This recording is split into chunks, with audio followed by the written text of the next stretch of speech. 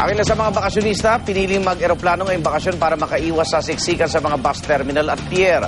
At kamustahin natin ang sitwasyon sa Ninoy Aquino International Airport. Nagbabantay doon si Mav Gonzalez. Mav!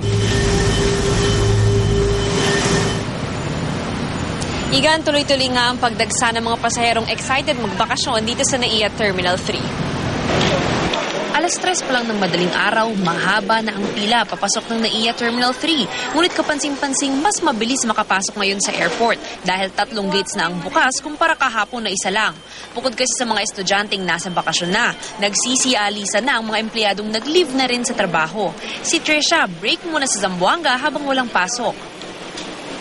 Doon yung family ko. Masaya kasi wala nang stress. Free na to do what we want to do. Mag-relax habang bakasyon sa med school. Para naman sa pamilya Velion, double celebration ang pagpunta nila ng Boracay. Para ma-enjoy ng pamilya yung tsaka birthday ko tomorrow doon namin celebrate. Bukod sa bonding ng pamilya, panahon pa rin ng pagninilay at paggunita sa sakripisyo ni Jesucristo para sa mga Pilipino ang Semana Santa. Tulad ni Leticia, na uuwi sa General Santos City kasama ang mga kaanak. Every summer lang din kami umuwi doon. Pupunta man sa simbahan. Parang mo rin na, siyempre Holy Week yun. Siyempre, hindi naman yung celebrate na maging happy-happy ka lang doon.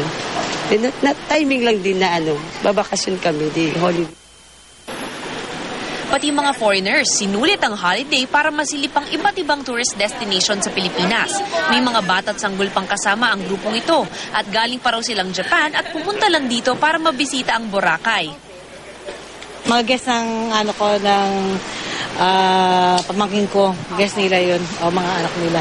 Hindi pa kami nakapunta doon Mula Germany, excited ang pamilyang itong masubukan ang mga world-class beaches natin. It was recommended to us by a Filipino friend. And yeah, everybody says it's beautiful. We're looking forward to going to the beach and to seeing the underground river, of course.